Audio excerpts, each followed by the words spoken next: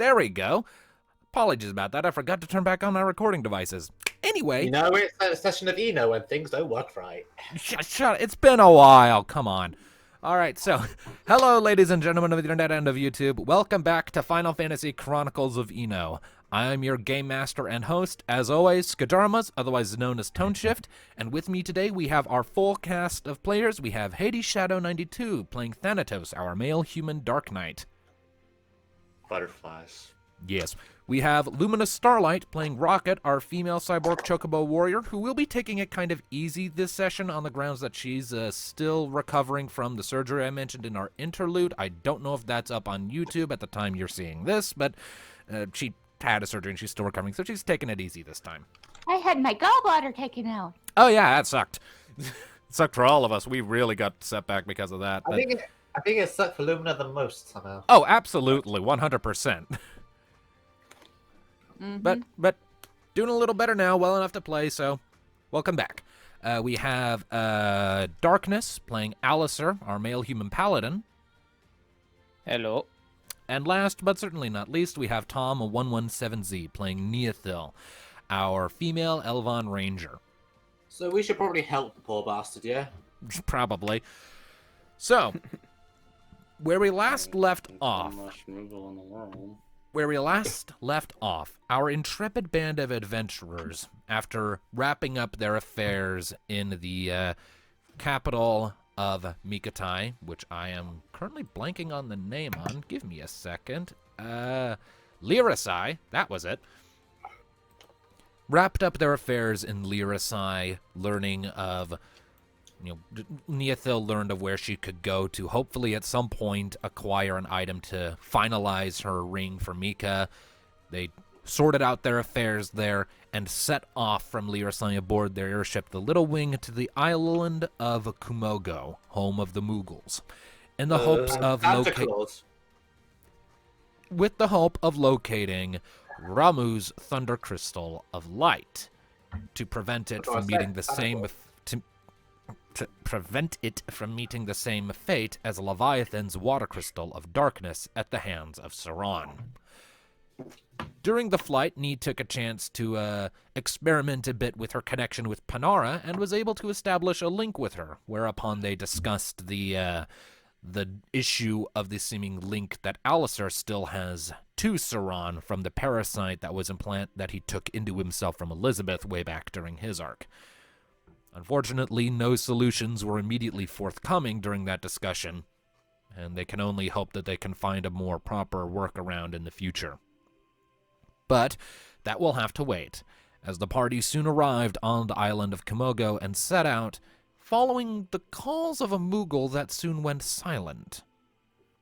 They then came across a strange variety of butterfly who entranced and charmed basically everyone except Neothil into following after it in this dreamlike haze. She was able to get LSD butterflies. Butterflies. She was able to get the whole butterflies. Yeah. But the party were able to shake themselves out of it and follow these butterflies, where they found a bunch of them in a clearing filled with gigantic flowers, and a lone Moogle, presumably the one who had called out to them, and arrived just in time to watch one of the Moogles extend a proboscis and stab it into the Moogle's stomach to promptly proceed drinking his guts, whereupon they decided to leap to his aid, and that's where things have been sitting for approximately the last 2 months. So that Moogle's been having a very dead Moogle. That is a very irritated Moogle, because he's been having his guts drinking for about 2 months. Guys, a little help, kupo! But yes, with that, we enter. Knew thee well. So with that, we enter. So, ladies and gentlemen, we come in. Combat begins. Really get my character sheet up. Yes, Mine's you already should. up. I'm good. Okay, let's see. Where did I put Mika? There it is. We all need to remember where we put. You've only got tokens. I was about to say, our tokens look different. Yeah, I updated your tokens with your Rift the Bit artwork during our month-long break. Nice. Yeah. Noise. So there's a dying Moogle, who I know this is one of the Final Fantasy XIV Moogles, his token. Yep, that was the only good one I could find. Now, the question is, how does any of this fucking sheet stuff work again? Oh, I didn't. I didn't pull up your. You don't have your Neothil character sheet in roll 20. You're gonna need to pull up the ones on your computers for this. No. I was joking. It's been so long that I don't necessarily remember all the commands. Oh, right. Oh. All right. Also, I yeah. can't see Knee and Thanatos' health bar. I mean, it's Rocket and Well, okay. Thanatos. It's all kinds of wonky, but let us begin. May I? Do you want to go first, Hades? Hold on. Before, do they know we're here? They don't seem to have noticed you. You guys were in stealth mode before Ambush. this. Okay, ambush. You get a Ambush 'em. preemptive round of combat. Goody goody. Yep. And I get an extra times to my damage roll because Yeah. yay me. Yeah. So these are all grouped enemies, right? Yep. I suppose I'll open a barrage. Raj. An entire group of full damage once per day. So this can't miss, so I just roll damage on extra times. Hoorah. So dash the roll 2d6 plus 2d times 4.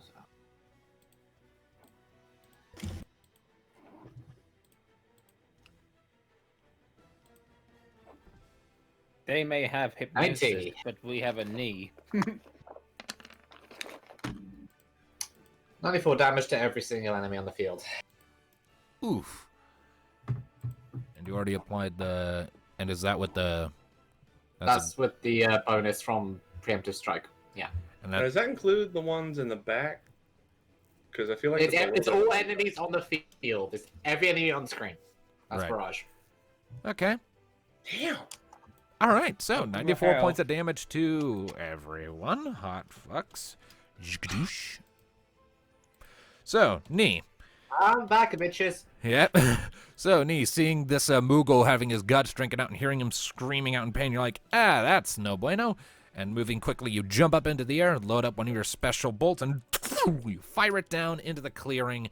And to everyone else, it's like it just suddenly started raining for a second with how many little shots come raining down. There's a lot of around It's us. like the incident with the spiders, only I'm not the one screaming. Yeah. That's the Moogle. Yeah. So the butterflies sort of start scattering and fluttering about in their groups, and a lot of eyes turn towards your group as you as you land. All right. Yeah, So kill any of the groups. I'm pretty sure that calls quite a few of them. hope it there's not a doesn't moth wipe around. out the groups themselves, but you I mean, do did it see kill any enemies in them? yeah, you see a couple of the butterflies drop dead to the ground in each group. There are 6 butterflies per group, so. Yay. How many died from each?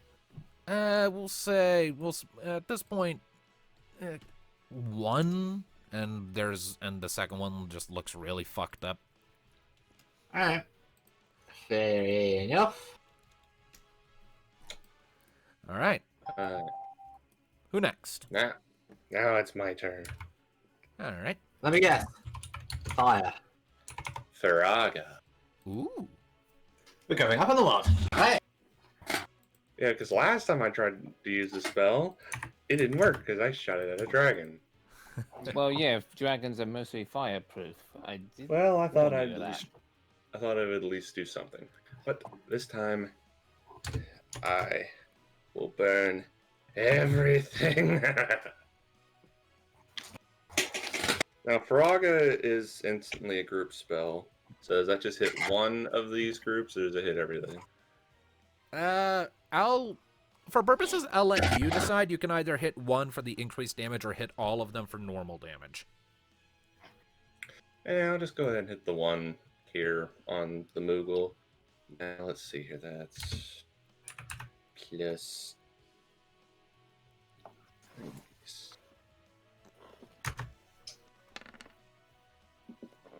Prioritizing saving a Moogle. What world is this? Don't get used to it. All right, let me just double check their elemental things. Well, they're bugs, so I imagine they're weak to fire. No, they're not weak to fire. No, I just checked. Wait, what? That's grass types. They're bugs. All right, so that is a total of 210 points of damage. A huge ball of fire flies out from the blade of Thanatos' scythe, flies forward, strikes the swarm of butterflies, and there's a big ol' explosion. The Moogle presses himself back further into the flower, like, yay! As the explosion washes over, and you can see like his whiskers trembling a bit from the heat waves. And as the smoke parts, there is only one butterfly left in that group, and it is charred, and it is fluttering about like, what the fuck? Nice. You're next. Alistair's doing a Alistar. thing. What you doing? I'm gonna shoot D at the last one. Dia. All right. Okay. 32 points of damage. So, as that last butterfly is turning to face the group, you lift up your staff and pearl of light flies out, hits it in the chest. It does a backflip in the air, and you can see like some green ichor pouring out of a hole in its chest, but it's still flying. It's pretty fucked up, but it's still flying. That's 7 MP, by the way. Yes. I'll go ahead and take that off of you. I forgot Alistair had almost 400 HP. God damn. He is the tank. All right, and we'll go ahead and have Mika go next. And, just for the purposes of conserving MP, I'll just have her pull out her sword and charge up to attack the butterfly with her sword. Good idea. Finish him. So, pulls out the blade, and, whatever the hell going on, pull up my goddamn dice sheet.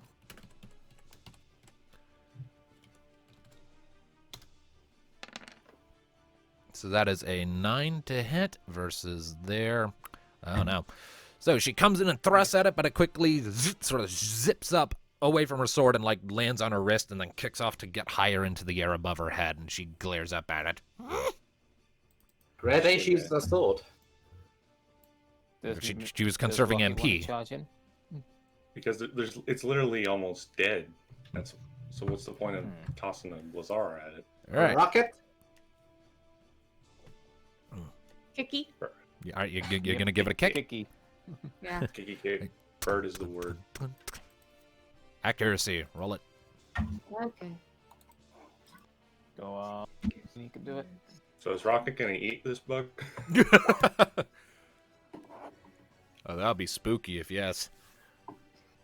Haven't we had the It's kind joke of about... a bug. That's a lot to swallow. It is. I also I noticed swear they we've look like had they the have... Go on. I swear we've had the conversation about us saying Rocket's gonna eat a bug before. Yeah, she I ate mean, one of she the ate spiders. She did. By the way, that 14 absolutely hits. Roll damage. Okay. But see, I Rocket like can't it on the reach. wings. They look like eyes Yeah, on both kinda. sides. Well, a lot of Makes butterflies sense for the have Hippodo charms. I mean, real butterflies have those. Meant for Okay. intimidation. Yep. To make out they're bigger than they look.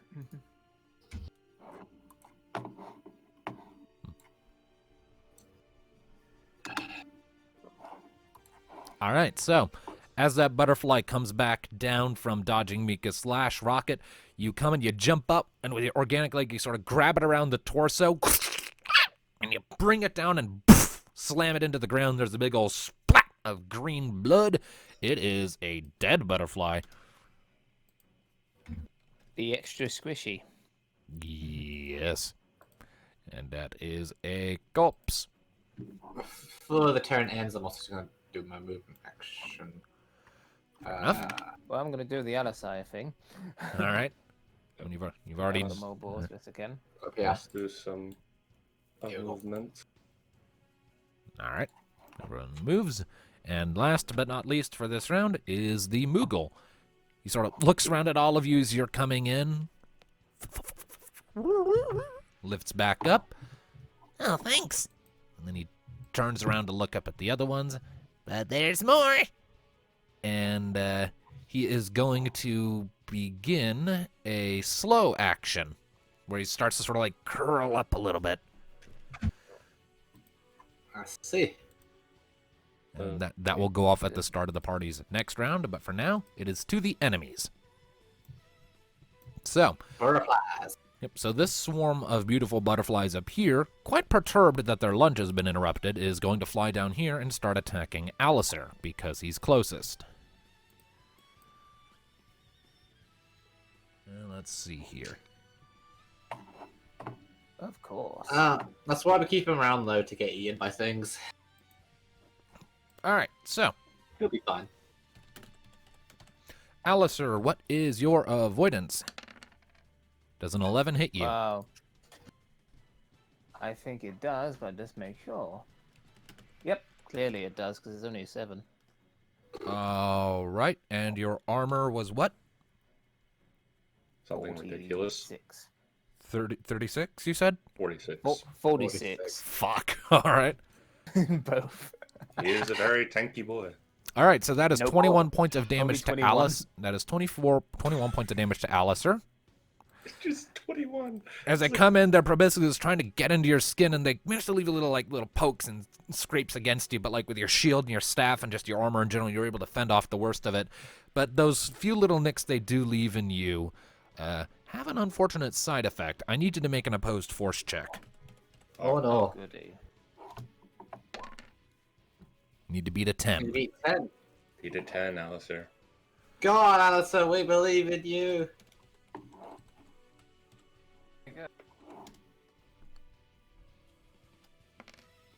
I guess, and let's make sure I did it right. So it's 4 and so on the sheet. Yep, that's right. So here I go, folks. Oh yes. Hey. Alright, so you're able to resist being Yeah. poisoned. You can feel a bit of a burning in your veins as they're poking and prodding at you, but you sort of power through it, you shake it off, and you are all right. Hmm. Now then, Nice. this group of beautiful butterflies is going to spend its turn to come over here. Well, this group of beautiful butterflies is going to come over here. Also, I need to remind everyone and myself that they all have the status condition of I'm flight. just going to point out that the butterfly shouldn't have actually had a turn there. We had ambush. We got a second turn. Oh was gonna shit! say Yeah, that's something right. about I forgot about that. that. Whoops. Well, We all Yeah. totally forgot about that. oh well. Do we want to rewind time or just keep going? Well, let's just keep going at this point. All right. It's not like it really matters. It's been a while, so we can excuse it. Yeah, we're shaking off the rest a bit. Okay, so those beautiful butterflies have used up their whole turns. Well, actually, hold on. Let me double check and see if they have any ranged abilities. Yeah, they all have flight, so stoning will work. I cannot stone them to death.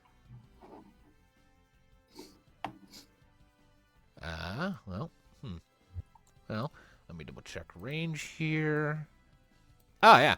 Okay, so this group of beautiful butterflies up here is going to glare at me for shooting one of their number, and they are going to cast Drain. Ooh. I mean, that's HP regain, but Wait a minute. Drain does shadow damage, don't it? Yes. Ooh. Have fun with that knee. I'm sure I will. It does double. Or 50% extra. So, Hang on, I'm still applying the... Okay, so the full number there would be 40 before your magic armor. magic armor is 15.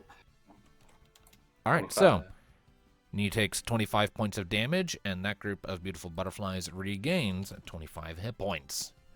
They sort of all sort of like fly in the circle, glow red, and you feel the sort of a pulsing in your chest as red light flies out of you and towards them. You just sort of slump a little bit. All right. And this group of beautiful butterflies up here, let's see what they're gonna do. Just in medium range.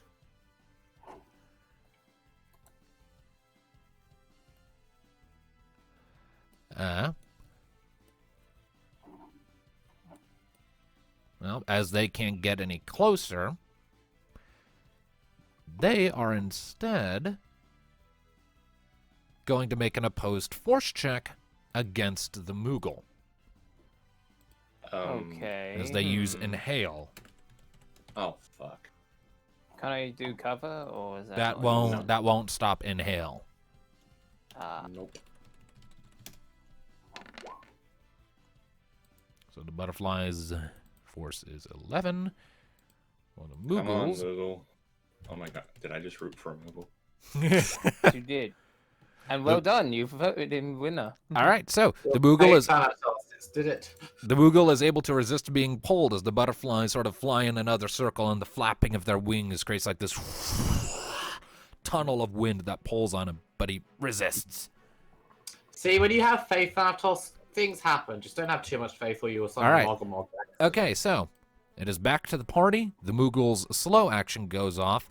He finishes curling up into a ball and then swiftly sort of puffs himself out, stretching all of his tiny little limbs outwards, letting out this really loud and adorable war cry, and activates the ability Mad Rush. Everyone now has haste for this round. What does haste do? Well, let me go peek into the rulebook. Combat. Positive status effect. Haste. Haste. You may make 2 standard actions instead of 1 on your turn, or you may have all the slow actions made on your turn act like standard actions instead. They occur immediately after being used instead of activating at the start of your following turn. Haste overwrites and cancels the slow status. So could I, for example, shoot again, move, and then use my dual wield action? Because technically, my dual wield counts as 1, and if I have a second standard action. Yeah, so theoretically, you could absolutely make 3 or even 4 attacks. I'll shoot it. 2 dual wields. Excuse me, I'll I'm shoot going to the go and fuck the butterfly. I'll shoot to throw. All right. Shoot the thrill. So, shoot, stab. All right, let's do All this. Leroy. All right, remember, they do have flight, so your stab will have a -4 penalty to its accuracy, but your shoots won't. Yeah. So let's do your crossbow shots first. That's 1. That's 2. All right, let's see here. So one of those hits. One of them hits. So 13. their avoidance is 12. Their avoidance is 13. Oh, their avoidance is 13. Yep. Okay, That's how so it works. indeed. 72. Shoot the thrill.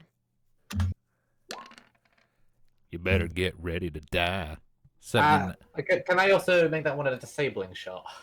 Use that for the day. Disabling shot is a bit more of a precise thing, so if you use disabling shot for one of your standard actions, you won't get the second attack. So you'd have to make that your you'd have to make that one a full standard action itself. Right, so that wouldn't be a dual wield, you mean? No. Right, yeah. Attacking So- with one of your abilities wouldn't count That's as a- fine. That means I only get 1 knife roll anyway, so sure. I'll make that one the disabling shot, and I'll be -2 to its accuracy. to its Avoidance, avoidance. rather. Avoidance. That one. All right, so its avoidance is now 11. Nice. Alright, and I'll make my 1 attempt at a knife then. So that'd be +2, 6. Nah. All right, so as you charge the butterfly, you fire off a couple of times, or the butterfly swarm, you fire off a couple of times. One of the bolts misses, but the other one sort of punctures right through the wing and head of one of the butterflies, sending it falling to the ground. And as the swarm is sort of fluttering about in a panic, oh, that's wrong, you then jump up and try to plunge your dagger into one of them, but they sort of part around you like a well-coordinated school of fish, and you land back here behind them. Kill one of them, and it's now only... It's got -2 to its avoidance. So hit it. Yep. I got an idea. Yes? Rocket, can you scan them, please? Okay. Scan. All right, Rocket performs scan. She'll still have a typical standard action at the end of this. Okay, so, hang on a second. Is there a button I can do to just share all of this? No, there is not. Okay. So, what you get with scan, if I'm recalling correctly, hang on, I need to go and pull this up. It's been a while. We get their HP and MP values and their weaknesses. So your scan, It's as a standard liberal. action, Rocket may analyze any single enemy and immediately learn its max HP, MP, status, immunities, and elemental reactions. Okay. So, you learned that these creatures have a max HP of 370, a max MP of 40. Their status immunities are Poison, Charm, Confuse, and Blind. They take 50% extra damage from lightning and ice, half damage from wind, and are immune to earth. Lightning, you say? Mm-hmm. Shame my dagger didn't hit. That would have been good. Indeed. When did Rocket learn scan again? At the end of her it's- arc, it's part of the upgrades Sid gave her. That's going to be interesting program. It works just like Libra in the games. Yeah. I'm sure there's like a plug-in for it we can just grab. Yep. Alrighty then. Hang on, what did you say about wind? Is that half damage? Half damage. 50% extra from lightning. And Nice. Ice. Ice. So, No, Miko, I because still that, say this should have a fire weakness, but fuck it.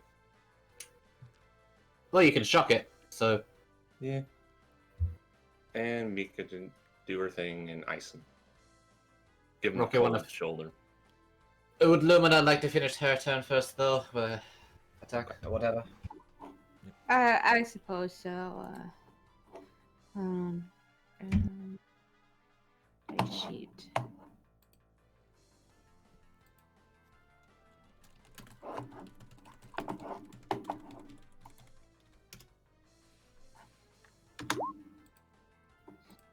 That's a definite hit. Oh, yeah, definitely. Uh, Which one are you attacking?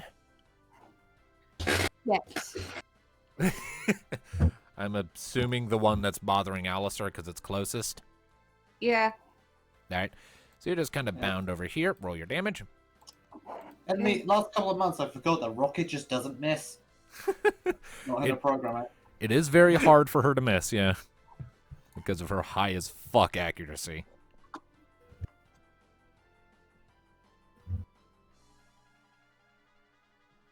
$33.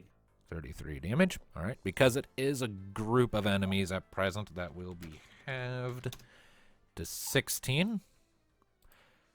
As you come in and jump over the Moogle, you lift up your mechanical leg and kick at one of the butterflies, and you sort of graze against its legs and sort of twirls a bit in the air. It definitely took some pain from that, but it's still going.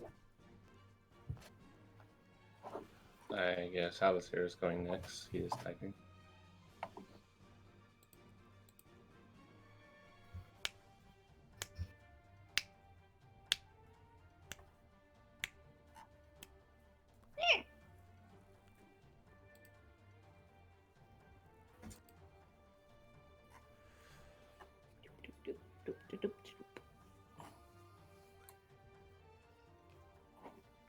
This item.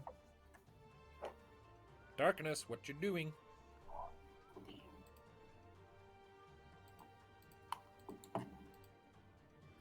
He is the typing. Is he? Why are you typing it?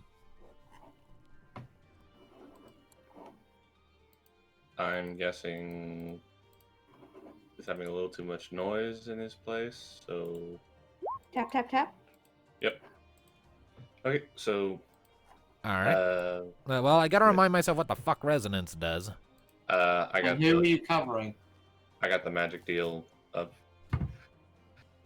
Resonance first costs 25 MP. Then every time the caster takes damage from a physical attack, the attacker suffers res times 2 points of magic armor damage, and the character regains mind times 2 points of health as regeneration. And every time the character is struck, the damage increases by 1 step. All right. Someone's gonna have to keep me up to date on that because I'm not gonna remember all of that. Okay, So- we so- will do so. All right. So cover is an instant action, as I recall, right? Quiet. Okay, so, and casting that spell because of quick cast, that's a standard action. So you still have a standard action because you're hasted for this round, Alistair. So if there's anything else you want to do. Now is the time. Let's see. Well, Astra, because that's a instant, isn't it? Yep. Quiet. Yep. So you're covering and Astra-ing the Moogle. Yeah, is You there really a said to point do to that? one more 'Cause thing, right? I was about to say, I want to point out, Alistair, you're Astring the Moogle, who won't be hit because you'll be hit instead. so why not put Astra on like either Rocket or Mika? Or even I'll yourself. probably knee, since she's white and personal with it. With that. Can he do it to me? She's kind of far away. Let me double check I the mean, if I range missed on it. Astra. Oh. Astra.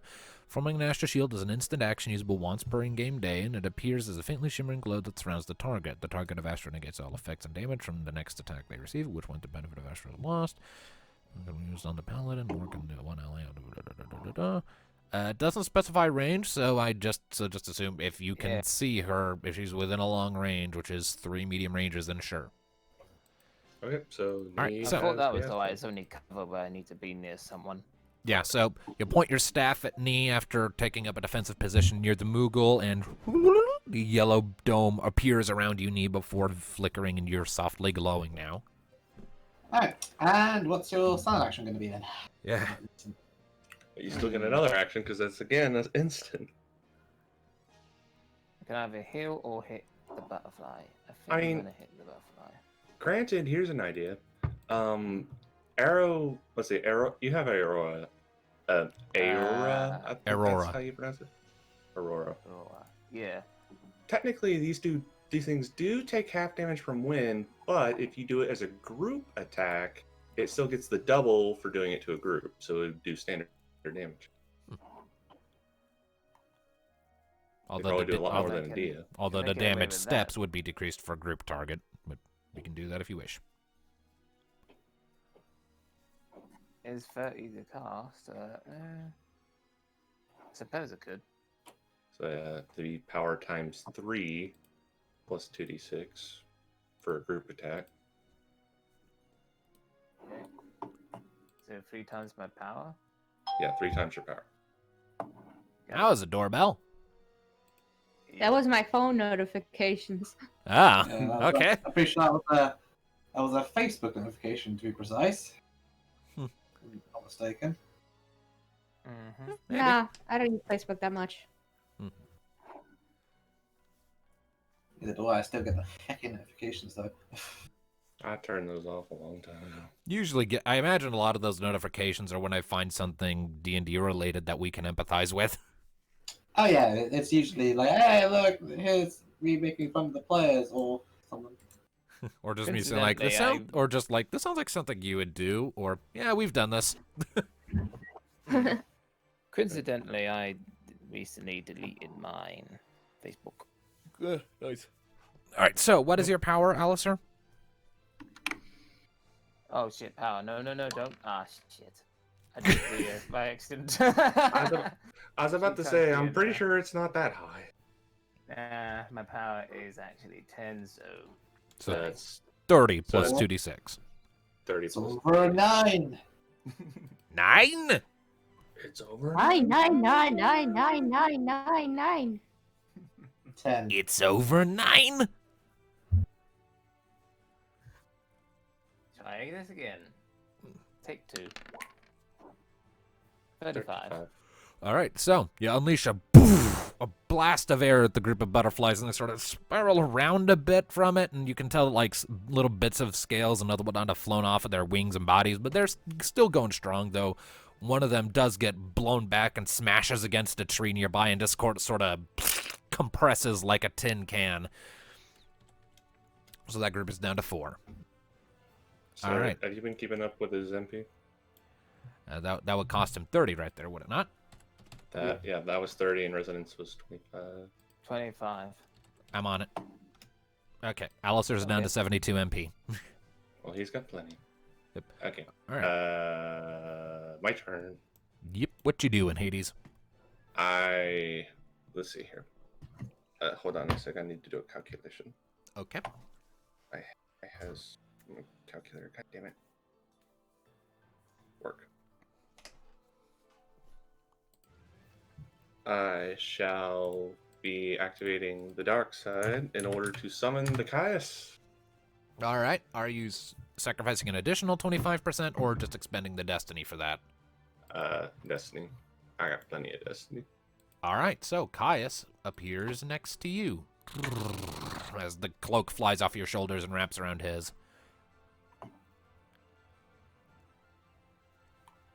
It is worth noting the haste on you does not carry over to him.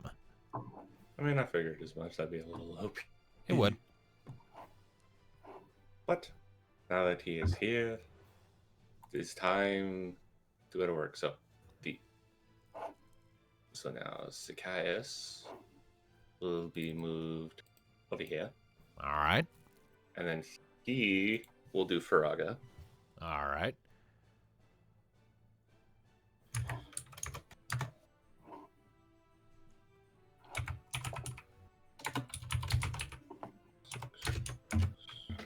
I like how he only has one more hit point than he does max MP. Well, so yeah, he will be hitting this one. Oof. All right, so once Caius manifests next to you, you give him a look. He knows what you want, and he goes charging off to the side, great sword in hand, and flames erupt along the length of the blade. As it comes over, he gives it a big old swing, and a crescent of explosive flames flies off of his sword to slam into that swarm of butterflies. Big explosion, and when the smoke clears, there are only 2 flying, and one of them looks like it's on its last legs. Yay! Okay, what about you? You still have both of your standard actions, I'm pretty sure. Correct. Let's see here.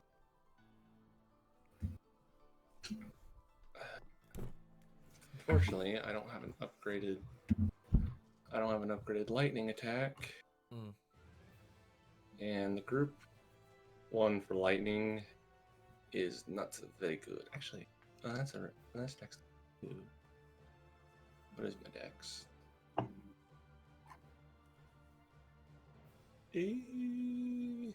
Oh.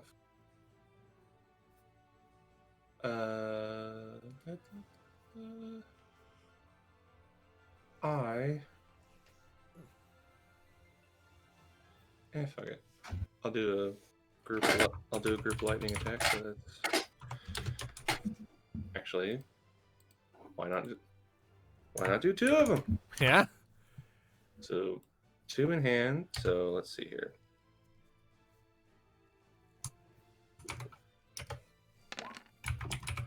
That's 1.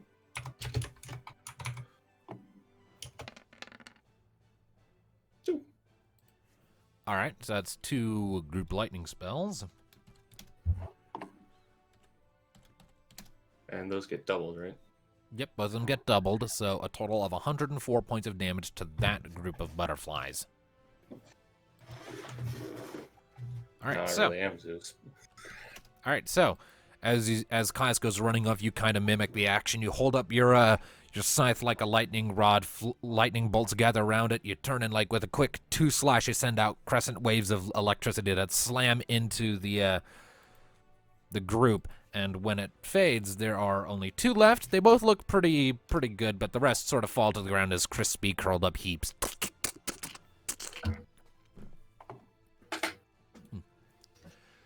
All right, I believe it's now Mika and the Moogle, yes? Correct. Yep. All right. Mika is going to park herself over here for a clearer shot. And I am going to have her use, assuming I can find her character sheet. Group There it is. Blizzara. Yep, she is going to use a group Blizzara on the beautiful butterflies right there. So that will cost her 20 MP. Gonna hurt. Yep, it's going to be her mind times 3. And her mind right now is fucking 15 because of all her gear. Is it mind or is it power? For her, it's her mind because of one of her abilities. Ew.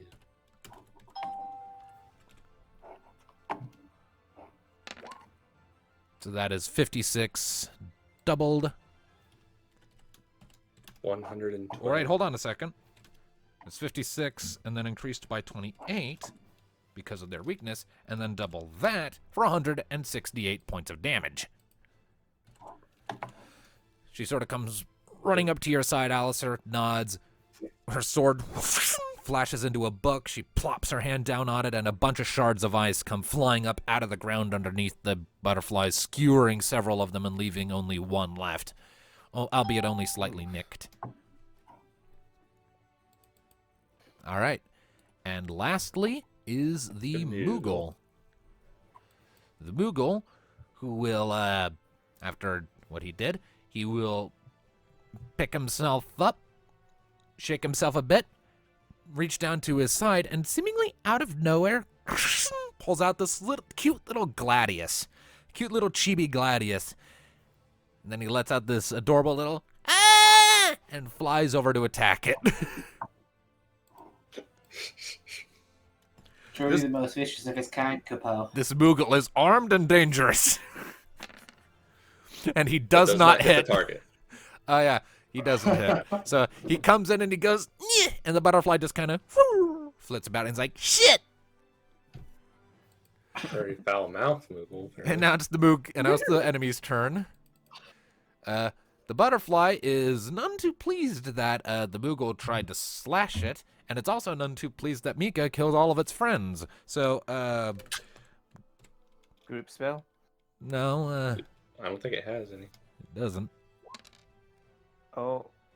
It's going to go after Mika, though, as she seems to be the bigger threat. You want, mate? Man. It's going to turn to Mika, it's going to flare out its wings, and its wings are going to start glowing and chiming like wind chimes, and it's going to make an opposed not again. and it's making an opposed finesse check against Mika. Butterfly uses LSD. All right, so Now Mika. listen here, you little shit. Don't make me come over there. Hey, don't make her snogger again.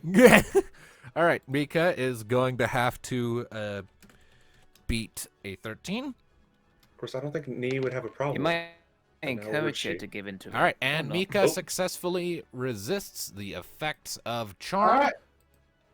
And in the back of Nee's mind, He would have come over there and shot it with great prejudice.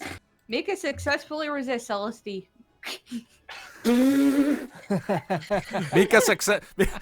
Mika successfully resists the seductive allure of a succuwing.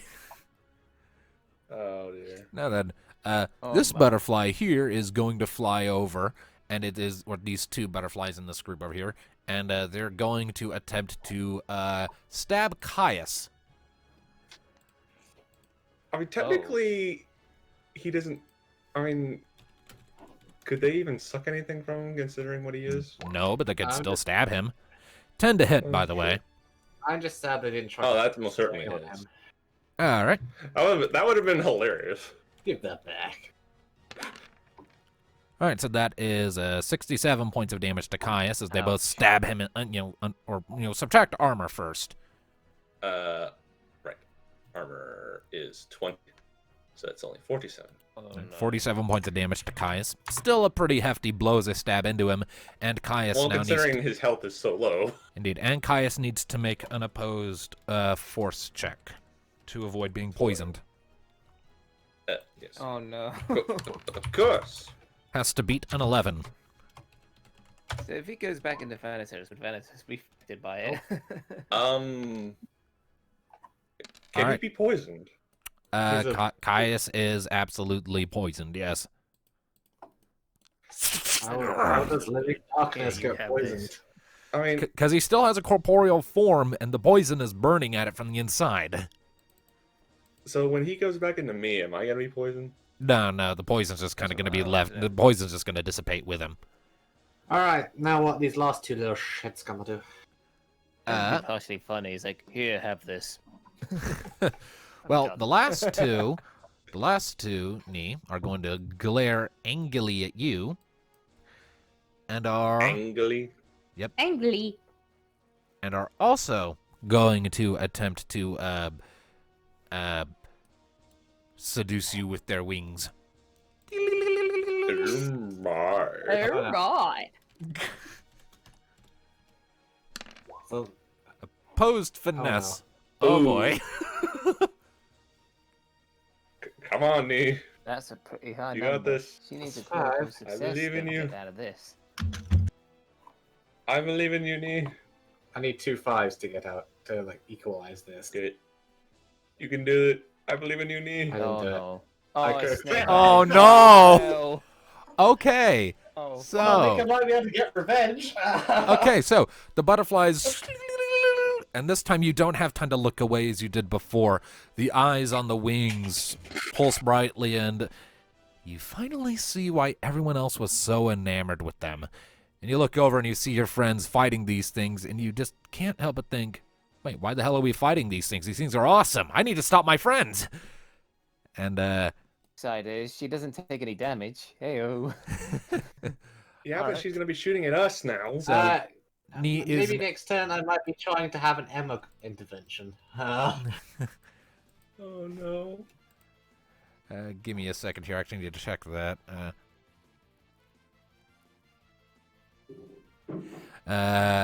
Emma begins to aid Neothil when her HP falls below 50% of its maximum. This effect lasts until the end of the current combat encounter. that's a reroll. I'm talking about whether it's going to be something separate, or whether Emma's going to be, screaming at Nita, wake the fuck up.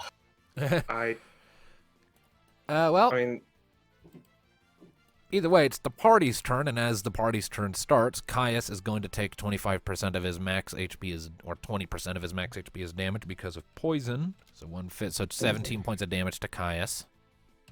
I'm on it. Is he still in it? Oh, he's Poison he's can't fine. kill. he's fine. Yeah, Alright. it's gonna Poison help can him only out ever with get you that. down to 1 HP. Poison, I know, but before you. that, can anyone kill off these butterflies? Well, Nee's going first, though, because she kind of counts as an enemy at the moment. So Uh-oh. so you are charmed. You are fighting for the butterflies. Is no. there any chance of, like, an Emma opposed force kind of Knee thing? is now I one don't with think- nature. Let's see. Well, you always said you want to Well, be you one do. with nature, Well, Nate. I need you to make an opposed finesse check against yourself. I want to lose this. The first I one wanna will win or lose it. the first one will be Emma. The second one will be you. Come on, Emma. Get a Oh, high dear. number. It's I said 12. decent. Okay, so that's Emma. Roll low. Fuck. It's a reroll. Do it again. Do it again. Oh no. All right, so 11 is Emma. Come on, 11. Nee. Fuck it up. Yes! All right, Okay. so as you're sort of you look over, you see Thanatos, and you start to lift your crossbows, and then your arm goes rigid, and Emma's like, "Yeah, no, I don't think so." You blink, eyes go green. Emma has forcefully assumed control until the charm effect wears off. Thank you, This, Emma. this is why having 2 souls has its advantages. Yeah, yeah. All right, so And if it's free, it's just it's a so- cloud. So, Emma, Emma being quite annoyed, is just going to shoot the butterfly right in front of you, double attacking it. Crossbow and Ow. dagger. I'll make the roll. Yep, you make the roll. Just Emma's the one deciding the shot. Pretty much what I was going to do anyway. So it's fine. All right, so So plus crossbow first. that's it. Yep, that's it. 72. I hit it for 80. Ooh, all right. So there's only one left as Emma just shoots it directly at one of them directly and just pops like a zit. Dagger. That hits. Nope. Because Yeah. its accuracy is minus, remember? I did save yeah. it. But here's the thing, there's only one And- left. That penalty is no longer applied. Oh. Yeah. Oh, no, it was because it was in flight. That's in flight. Oh, right, my bad. Okay. Yeah. And because it's also it's a lightning dagger, it's actually 50% damage. So, yeah, that butterfly is fucked. Fried. So 16 times 3 Fried insect, anyone? equals so plus 48 for this one. 100 damage. With the lowest. Damage 70, roll, yeah. 75 damage, but 100%. 70. Yeah, 75 damage. But still, that's enough. Emma shoots one, it pops, and then jumps through and just cuts the other one right in half down the middle and lands behind it over here, and it just... It is dead. Okay, so Thanatos can see her eyes at this range, right? Both are green. Wow, wow. You know, I'm starting to wonder if you two are really alike, because you're both a little bit of a show-off. Emma just gives you a sidelong glance. Save it. Still just as sassy. Now, Caius, being very annoyed at being poisoned and stabbed, channeling his inner me, is going to shoot another Faraga. That would do it. Butterflies? What butterflies? Whoosh! Yeah, what are you talking about? There's no butterflies there. Yeah, so Caius just... You know, I could just... Go on, you were saying? You go ahead. No. I was just gonna think like this in my head, is like Caius being stabbed and poisoned is very annoyed and just lifts his greatsword, stabs it into the ground, just this big fireball explosion happens right in front of him, and just everything in front of him is just burned. You're not too far off. I mean, you are controlling Caius, so if that's what you want him to do, that's what he does. Yeah. I say that fits pretty well, and it fits me. Yeah. So yeah, big ass explosion, butterflies dead. Boom. Then he turns to look at you. Why?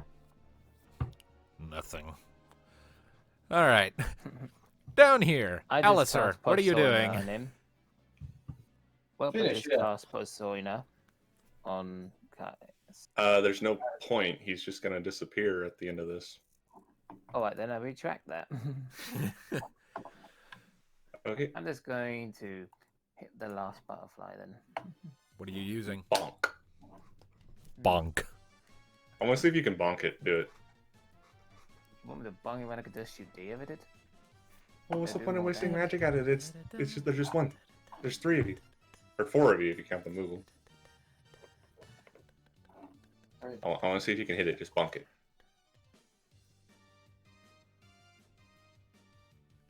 Just do as you like. We'll probably get in trouble at some point after this anyway. Moogle Village in Tavern. I could bonk it. However, I dislike it, dear. Damn. You shoot it with another pearl of light. It is not pleased, but it is still alive, though it's definitely on its last leg. Finish it. Rocket, would you like the honors? Kick it. All right, make an attack roll. Technically, Rocket can use flight to where she doesn't have the penalty. You say that as if she's gonna miss anyway? I mean, yeah, I kind of forgot about her stupidly high accuracy. Never mind. Oh yeah, damage. Ooh. Like, Dead. who needs to fly? Rocket can jump good. Who needs to fly? You just have a bird. No fly. Jump good. Fly. No, jump good. And this is why we're gonna miss the verb. How do you want to do this?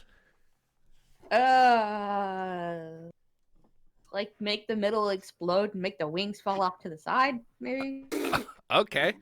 All out bloody I mess. just kick it so hard in the torso, it just goes, and then the wings go to the Okay, side. so Rocket sort of looks up, her red eye goes, "Ding!" She lifts up her mechanical leg and kicks so hard that the torso just explodes outwards. The wings sort of spin in the air for a second as if they don't realize their owner has died before just sort of drifting slowly to the ground like little leaflets of paper. And victory is yours. Yay! Also, we probably better loot those wings because we could probably sell their powder to magicians or something. Do we get any loot from them? Well, Maybe. first of all, let me go ahead and Gavin's do check. the numbers here. Hold on. Due to Caius's excessive overkill on one of them, you'll get loot for 3 of them worth, as far as Gil is concerned. Oops. Ooh, lovely jubbly. Oh, damn. Give me that gill. Yeah. 9. Okay, That's a so lot of gil. yeah, it is. I realize I've kind of been shorting you guys on Gil lately because of your levels. So 9,000, that seems fair. All right, so And how much do we have for communal gil now? well, what is 3 plus 9? 12? Yes. You're up to 12,663 for the communal Gil. Oh, there it is. If you want to scavenge their wings, Rocket, go ahead and make for me a scavenge check, please. Okay. Die. Let's see. It's always the shiny. Just don't get hypnotized by them by osmos. They're dead. Yeah. You I know, mean, I'm gonna magic. help out and roll I'm probably with gonna the help her out. scavenge too. Speaking of hypnotized, I got annoying. And Rocket gets 14. All right, 14. Okay, yeah. You're able to get, I'd say, 3 of the butterfly wings with that, and you kind of get them situated on your side. As for Nee, as the fight is sort of winding down, as the seconds are ticking by, you're sort of internally sort of wondering why the hell you can't do anything, and then Emma appears in front of you in your mind space and just slaps you, and you come back to your senses. What the hell? She smirks at you. Nothing. Just oddly cathartic. Now get back out there. You still got shit to do. And you're back in control. And me is internally grumbling that Mika got a snug out of it. And, I got slapped. Stop hitting yourself. And she Stop just- hitting yourself. and she just sees Thanatos smirking. Nicholas, not a word. So, are you okay? Not at all. Not at all. And I'm guessing Caius disappears very crumpily. Yeah. He sort of makes his way over to you, sort of one hand up to one of his puncture wounds. Oh, that's unpleasant. And then flows back into you, cloak back around your shoulders.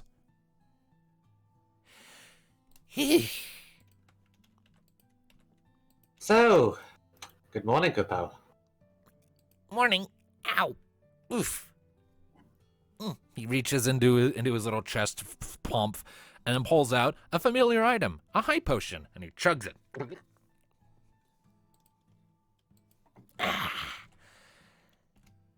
Never let it be said that the Moggle's guard comes unprepared. So do you usually have to deal with these things? Oh yeah, all the time. I'll my guard down for a second, We- Kupo. I take it you were on patrol? So, alone? Not patrol, no. Actually, he turns and points up at the mountain. Actually, we got word from up top that some visitors are supposed to be showing up soon, and the big guy wanted someone out here to meet them. So... Oh, that would be us. Hi. Oh, shit, really, Kupo?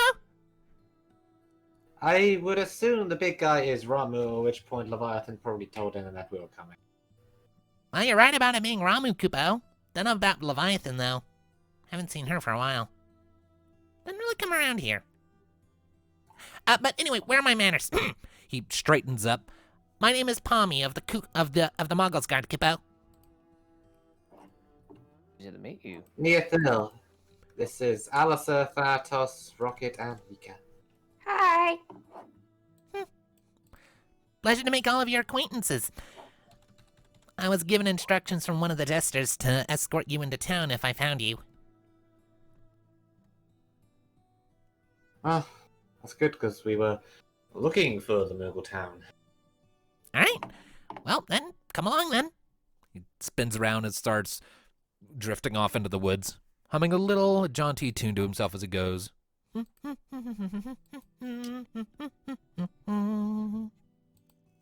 So, you haven't seen any other strangers on the island yet lately? Nope, none. None in Blue Hoods, no other Mithra specifically. Nope. Why, am I supposed to? Have you heard what's happened with Leviathan's Crystal of Darkness and Marasu? I mean, He turns to give you all a look. I heard that Marasu sunk. I honestly don't believe it, though. Yeah, we were there. It happened. Oh. Oh, shit. As- Someone destroyed the crystal. the Oh, Mithra. Kupo. The Mithra we mentioned. He's hunting them down one by one. Marasu was the first. That's Cheers. worrying, but anyway, come on. So, out of care for a second, the Ramu on top of the mountain, is it the real one or is it an icon? Eidolon, you mean? Or Eidolon, sorry. And you can feel free to ask. You don't know for sure yourself. Okay. Okay. Okay. So the Ramu on the mountain, is it another Eidolon or is it the real thing? Oh, it's actually Ramu, Kupo. He hangs out with his crystal. Is it the crystal of light or darkness you keep? Crystal of Light, Kupo. I don't really know where the Crystal of Darkness of his is kept, other than it's really stormy all the time where it is. Stormy all the time. Well, that might narrow it down some. Maybe. Or he'll just tell us. Maybe. Either way, He sort of spins and is flying backwards while he's talking to you. So, what's it like living by a god? oh, it's great! On the rare occasions he actually decides to come down and hang out, he's really nice and gentle. He's like a big old happy grandpa. And the rest of out. A god hanging out. well, you know, sometimes he comes down to walk among the Moogles, see how things are going. It's not often, I but thought it you- happens from time to time. I thought you were about to tell me he visits a local tavern. No, I wish. Usually it's the taverns that come to visit him.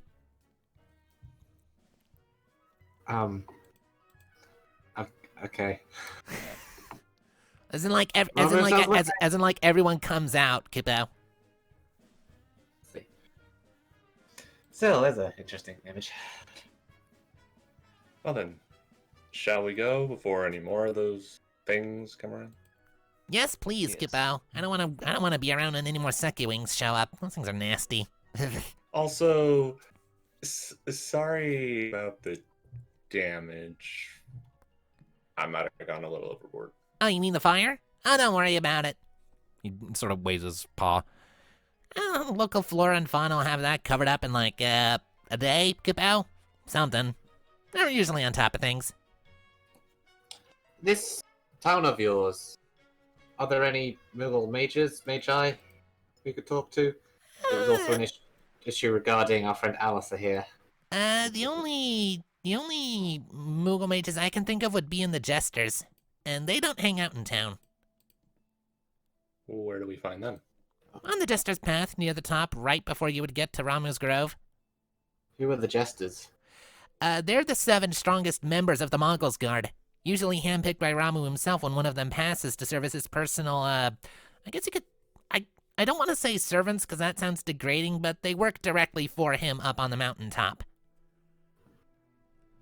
And before, or after these jesters before Ramu, when we encountered Leviathan's Eidolon and her Crystal of Darkness, there was a barrier in the way. Is it a similar deal here?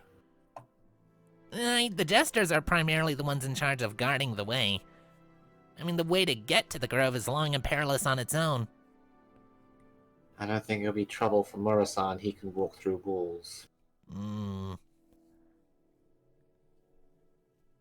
Can't really say I know much about that, Kupo. Well, we'll see about it when we get there. Let's get out of here. To the town! Alright? All right, so Palmy guides you for a while, an hour or so. It's getting on towards sunset by the time you finally sort of come out of the thicket. And the forest begins to thin out around you. All the weird bioluminescent and psychedelic plants you've been seeing start to thin and grow more sparse. The lighting begins to grow less colorful and more just the shades of sunset before you eventually come into a small clearing, or not so much a clearing, but a thinning near the actual base of the mountain, where you can see a collection of various buildings sort of arranged that are made of some of the strangest architecture you have ever seen. You know how dandelions have those big old stalks with the white fluffy bits before they turn into the yellow flower things? Yeah. Every single house looks kind of like that, but jumbo-sized and with a door. Okay. I just wish to okay. point out I'm still at the battle map. Oh, you are? Yeah. Yeah, we all are. Okay, I thought I moved you guys over here. My bad. It's okay. The city is definitely large and appears to be quite vertical, as you can see a lot of these dandelion puff homes hanging off the sides of trees or off the tops of giant toadstools. It is a very vertical town with Moogles flitting this way and that, up and down, all around, chattering happily amongst themselves in their native language that you cannot hope to understand, as it just sounds like a bunch of weird noises. Some of them sort of look your way, look at each other, and then scatter off into the things a bit, while others sort of keep a very interested eye on you from up high. How many Moogles call this place home? Well, this is our capital of Moglin, so several thousand? Kupo? I take it you don't get any other species visitors very often? Oh, we get plenty of visitors. They don't usually stick around very long, though, Kupo.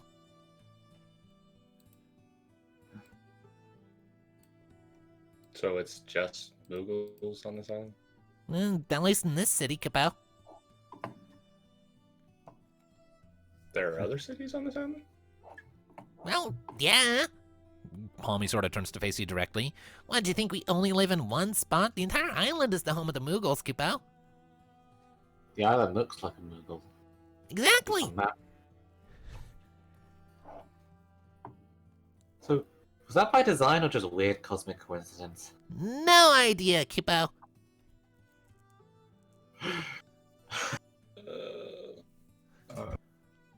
I like to think it's by design, though.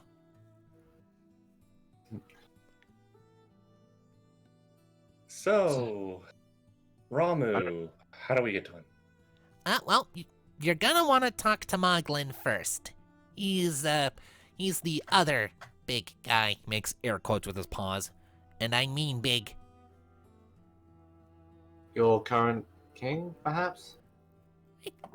Yeah, more or less. He sort of spins around. Come on, I'm supposed to take you to him. This way, Kupo. He goes flying off. This is the Moglin from 14, I remember. How he was a bigger dude. Thanatos leans over to Mika. How did they fly on those little wings? No one knows. Well, maybe this is your chance to study them. I mean, I want to, but I don't have a scalpel. Not quite what I meant, dear. She snickers. Uh, All right, so you follow Palmy through the streets, and as he's leading you, you're all starting to get something of a headache as you're going, because this city makes no goddamn sense. The layout of the streets is utterly nonsensical, and given the verticality of it, it makes even less sense. It doesn't seem to have any sort of real structure or order. The streets keep looping back on themselves repeatedly in these weird spirals and loop-de-loops and weird crisscrossing lattice works. There's sometimes where like 4 or 5 different streets will just crisscross at seemingly random angles with little patches of no street but not enough room for anything to be put there. The whole city screams of nonsense. So it's very much a Moogle place. But eventually, you're led to a slope that rises up out of the ground, like this little miniature plateau mesa kind of thing, with a bunch of tree roots hanging down over the sides of it and a huge-ass oak tree rising up out of the top. a bunch of the roots come down to sort of frame around this tall, sort of ovoid-shaped, cavernous entrance into the plateau. And you see there are 4 separate Moggles guard who are actually dressed in much thicker armor, sort of flying by the entrance, 2 on each side. And as Palmy's approaching, he lifts the paw and waves. Hey, I brought the visitors. I found them. Kupo? One of them drifts forward a bit. So you have, Kupo. Well done. I'll go get some rest. I see that mark on your belly. He sort of pats Palmy on the stomach a few times. Yes, sucky wings got me, Kupo. The bigger one then looks to all of you. Well then, I take it you're here to see Moglin? You would be correct. Then follow me. And he spins around and floats through the cave entrance, while Palmy turns to the rest of you and throws this cute little salute. All right, I'm off to take a nap, Kupo. And then he flits off in some other direction. Out of character for a second, isn't Moglin one of the... He's the big one from 14. I knew it. This is quite the pleasant place, don't you think? It It suits makes us all no just fine. It makes no sense. And with that, Oz is looking predictably miserable. Yep. All right. So, you make your way through the cave, and it winds a few times. There's the occasional little bioluminescent plant that has been strategically placed and very specifically bred, you can only assume based on their symmetric and uniform small size, generating little pockets of blue or pink light as you're making your way through.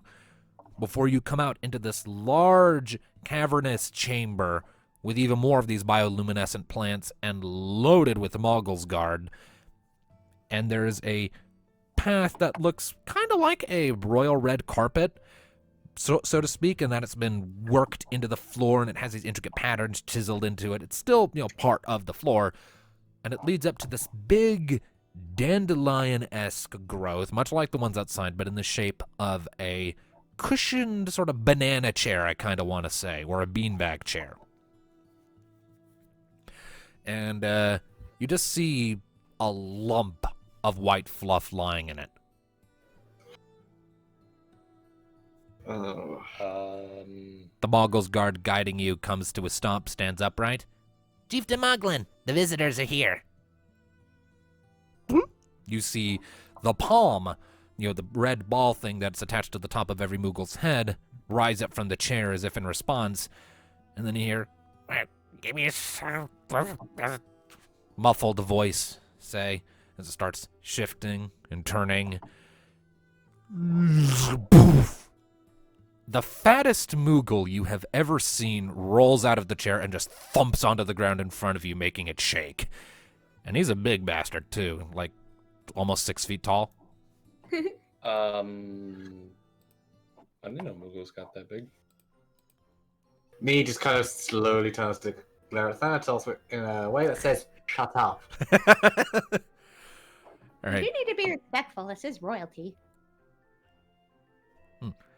Anyways, the big Moogle sort of rolls around for a second as if he's trying to figure out what the hell direction up is, before his wings that are way too small for his body start flip, and he rights himself. And this is a very, very rotund and pudgy Moogle, one who has definitely overindulged in good tasting food, you can imagine, especially given by the fact that it looks like there's a lollipop currently stuck to the side of his face, splaying out some of his whiskers. Cute. Chieftain Moglin, I assume. He looks down at you. Yep, that's me, Kupo. Wait, one sec. Reaches up and tears the lollipop off of his face, and then looks at it for a second. Oh, Is looking at the fluff that's gotten stuck to it. Turns to one of the Moggles guard. can this be saved? No. Oh, He just throws it haphazardly over his back, and it lands back in the chair. He's like a child. It's a Moogle. Right, and then Moglin sort of Right. I am Moglin, chieftain of Moghome and all of Kumogo.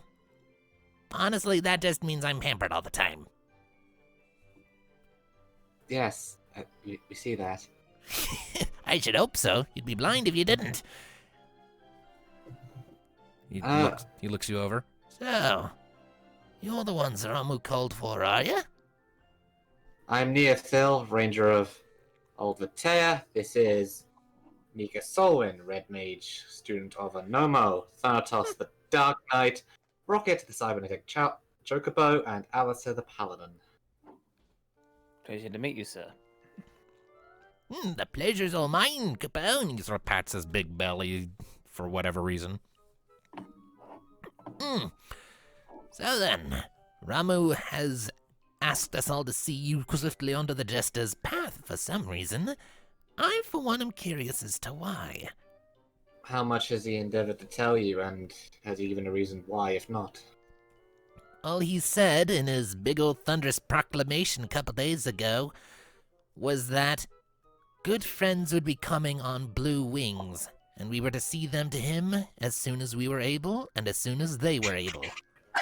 The Blue Wings, I assume, would be the Little Wing, the ship we came in. My ship. Probably. Oh. And he didn't endeavor to tell you why he wants to see us? Not really. Well, He's a kindly old grandpa, but he's kind of a cryptic kindly old grandpa. well, it would do well if your Mogul Scout could keep an eye out for a blue-robed Mithra by the name of Sarandran Leal.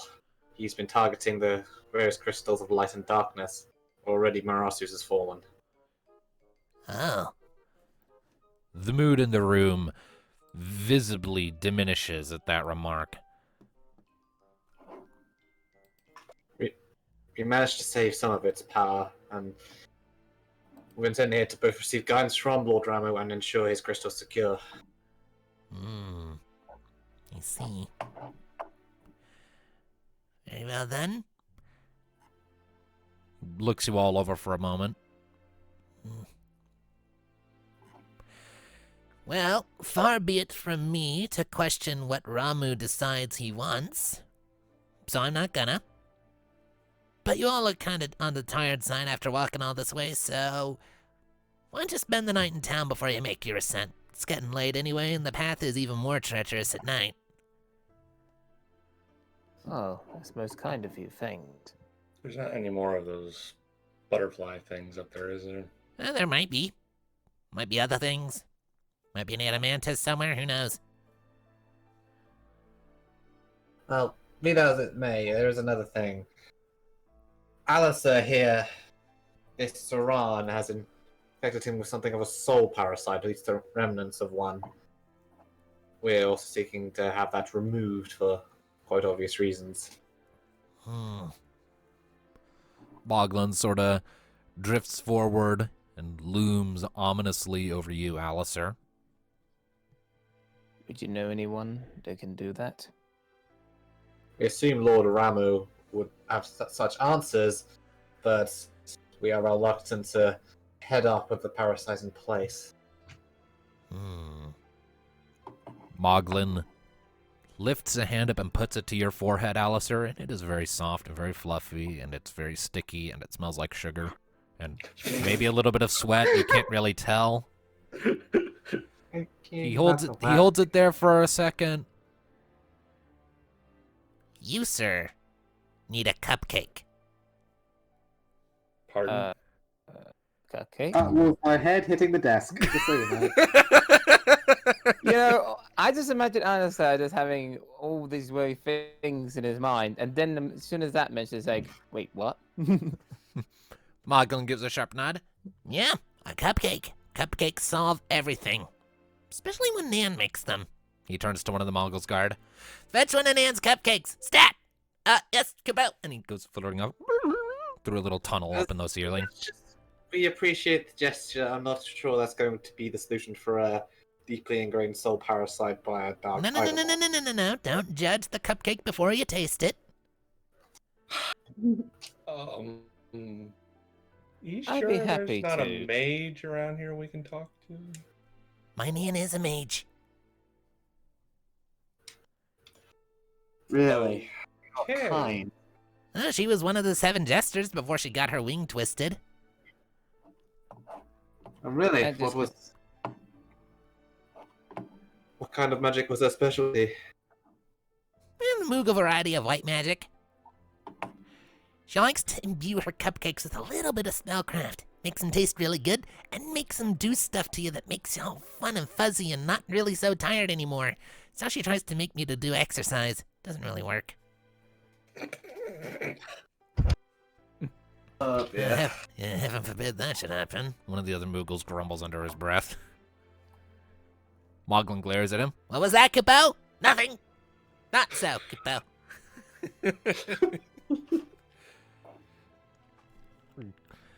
A moment later, the Moogle he sent away comes flitting back in with a cupcake held in his paws, and it's a pretty hefty cupcake, even by your guys' standards, and it has this prismatic frosting swirled up on top, covered in sprinkles.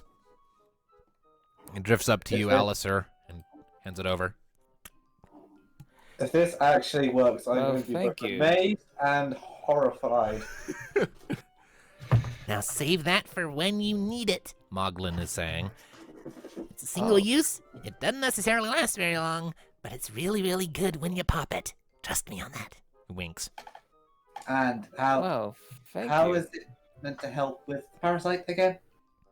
Oh, it'll just make you strong enough to actually fight the thing, maybe?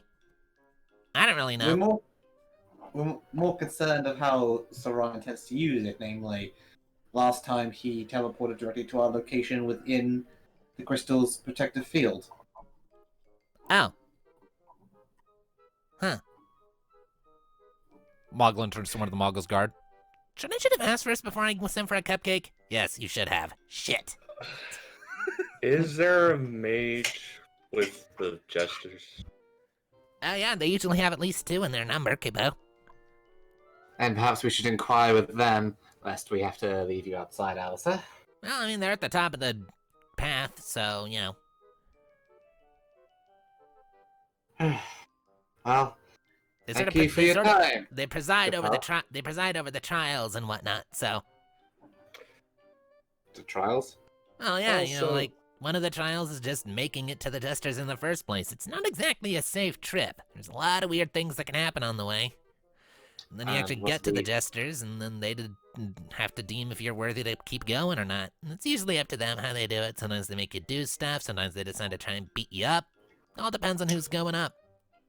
And they sometimes, by chance, ask for one of your grandma's cupcakes. I haven't made the trip, so I have no idea. Right. Right. Let's rest up. Quite. That's my Also- coming headache. Also, if we could trouble you to go collect our ship over by the coast. He looks rather reluctant at that. I didn't suppose anyone would actually even know how to fly a Magitech airship. I have no idea. Moglin turns to one of the Moggles guard. You know how to fly an airship? Nope, but I know one who might. And then he goes flitting off. Moglin turns to look at you. Right, so, if you're looking for a place to stay, He sort of points If it's all outside. looks safe to you, the rest of you look for a place to stay. I'm going to go with them to make sure they don't crash my ship. Very well. I mean, if you want, just try not to get the pretties again. try not to get sucked. That's my job. You just kind of wander over to Mika and flick her on the nose. Oh. Mika narrows her eyes at you. Her tail flicks from side to side. Oh. Needy, You've been you really around. want to? Needy, you really want to play this game? Oh, I'll lose, but I'll play it. Oh boy. You've been around Thanatos too long. Mika's going to pull out her book. Uh oh. And this is when I lose. She raises an Here we go eyebrow. again. Yeah, and she raises an eyebrow at you. Like she's waiting for something. He's gonna flicker on the nose again. And Mika's going to cast sleep on you in response. Opposed finesse check, please. Oh no. How are you gonna keep an eye on your ship now? I'm about to say, what are you gonna do about your ship now? Okay, never mind. Hold on a moment. I'm mute. Because, Mika is not having this blasphemy. Oh no. Are you using a destiny to add another DC? Is this revenge for the kiss? I feel like this is revenge for the kiss. Revenge of the kiss. So, that is a total of 17.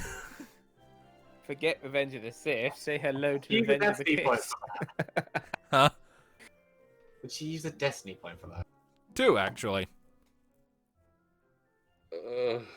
2. She has 13 left. She's fine. Okay. Don't do I it, would me. say that was a waste, but I feel like I have no room to talk on that.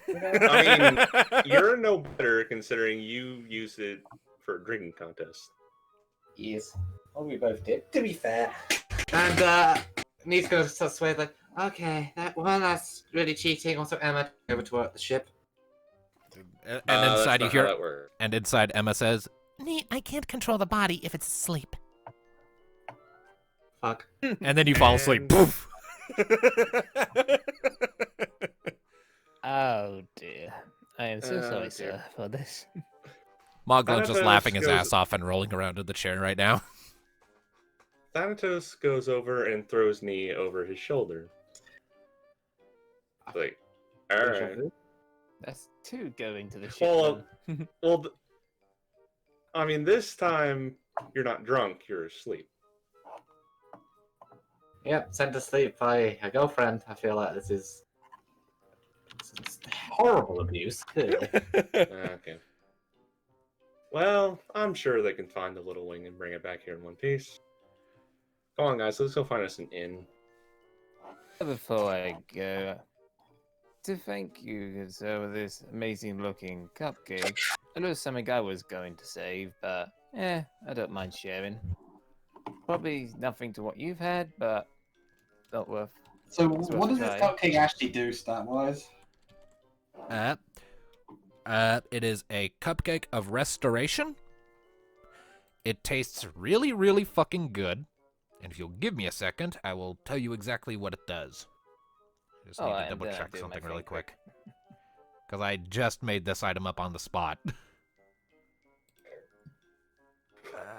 So is this supposed to be like that random Moogle thing that fixes everything? Or is this just you being Moogle random bullshit? It's another equivalent to Ponk's cookie, which is the high potion bar cookie. Right. So, it functions as it restores 50% of your max HP, and it also removes all negative status effects. Okay. Wow, what was- it's what actually was- good. I like that. Still got an inventory.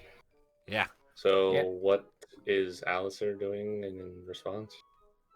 Well, I You was said you were gonna gonna give give him him. something. Well, Alistair's gonna give him the last of his yum yum. The last His one. last stuff is what? Yum yum. It's the cake thing you all looked up. And Okay. basically got from the baker before the sank. Oh, yeah. Forgot about that. You got that back in the roster. Yep. Kind of forgot about that. So you're giving Moglin a sweet? Yep. All right, so as Moglin is still rolling around and laughing in his chair at seeing Mika and Nee shenanigans, you come up and you pass him the last of the yum yum that I forget entirely what it looks like. He looks at it, looks at you, looks at it, reaches out and takes it. You are a hero Like to it. the Moogles. You're welcome. Uh, I feel like you're. I feel like his grandmother would be less pleased with you. you're That- asleep. Then he just, I'm not talking in character. I'm talking out of character. and he just looks at the yum yum for a second, and then he just pushes it into his face, and it's just gone.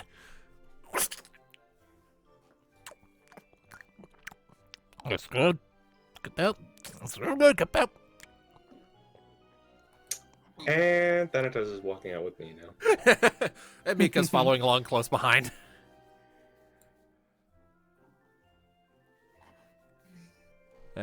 Right, let's go find ourselves a place to sleep. All right. So, you make your way out of the chamber, and it's as you're walking out that you sort of start to come to your senses. Put me down. Do you promise to behave? She's just gonna jump off the Thanatos' shoulder without answering. How do you jump off the shoulder? You're literally draped over his shoulder. Easy, put hands on shoulder and push. Okay. Roll for force. Thanatos, are you trying to keep her from doing that? No, he's just gonna let her down. Okay, so down. You're not one to talk, and you points an accusing finger at Mika. You are lucky I love you. She just sort of smirks at you. Stupid, sexy Mika. Oh Get that my. reference. Oh my. Stupid, sexy Mika. Did a parody. Obviously, it's nice. All right. So, you're out on the streets. Yep, I guess we're finding an inn for the night. Rest up. All right. You guys have no idea how this city is laid out, so I need whoever's helming the charge on this to make an inquiry check. Who has the highest Inquiry. My inquiry is nothing, so Same. Mine is also nothing. would the bird have a cat inquiry? By chance.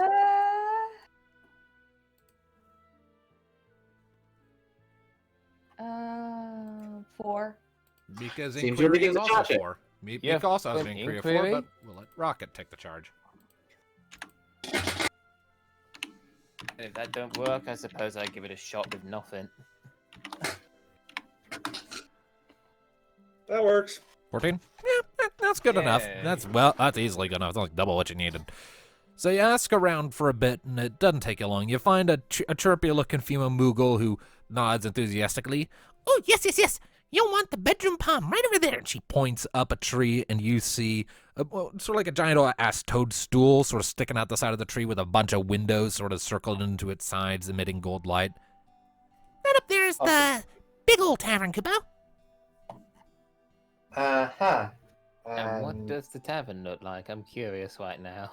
She's pointing at it. It's a big ass mushroom sticking out the side of a tree. Yeah. So that's Is what there an obvious way of how to get inside it?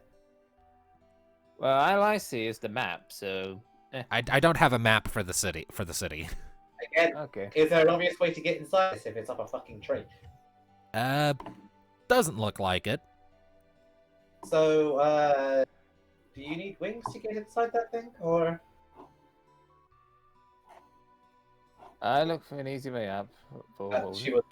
Yeah, He was the asking Moogle looks at you for a second, and he then looks up at the end, then looks at you, and you see this sort of mischievous look come into her face. Oh, I mean, I have wings I could use, but there's a lot of energy to use them. I think she's messing. I might have an idea if you want my help, Kupo. I dread to think. Do you want my help, Kupo? Does it involve catapults? No, Kupo. Thanatos is slowly just going to back up. Dark Knight goes Well- first. Lay out your idea, and then we'll decide whether it's good for our health. The Moogle turns to Thanatos. Darkman first it is then, Kupo. She No. she lifts a paw up. It sort of flickers with a touch of green magic, and Thanatos, you feel a magic sensation coming over you. And when I say green magic, I mean just it's colored green. It's not actually of the green magic school. I need you to you feel magic tingling starting to seep into your body. You can either attempt to resist it or to see what the Moogle is doing to you. Your pick. Either float or levitate. You know what? Fuck it. I'm not gonna bother resisting. Just let it happen. All right, so this sort of a glowing cloud of mustard yellow sort of mist rises up around Thanatos before flickering out. And where it was, there's now a little monarch butterfly flapping where Thanatos used to be. Thanatos, you have had transform cast on you. You are now a monarch butterfly for the next 2 minutes. It's like polymorph.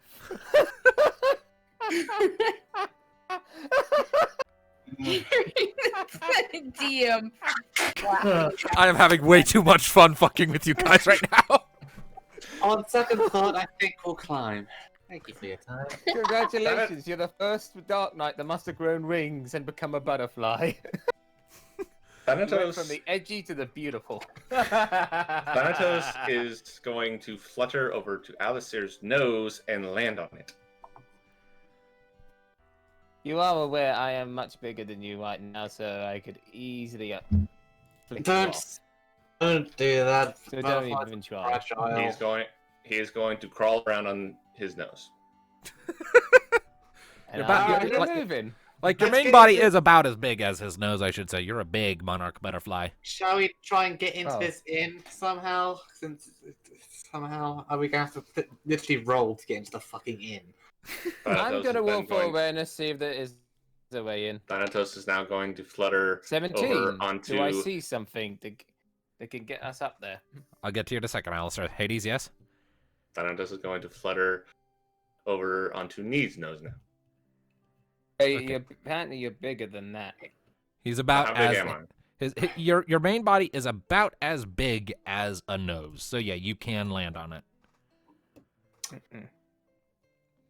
Oh, does he also He's have going the to mind very, of- very, very gently, so not to tear the wing. He's going to take hold of his wing and just kind of hold him out in front of her.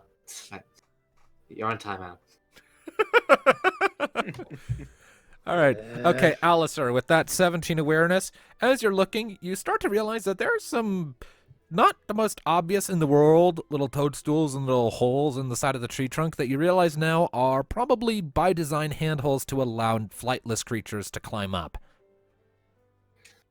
Found a way Alright. up. Let's go. And you hear the Oh, female no. Moogle laughing as she flies away.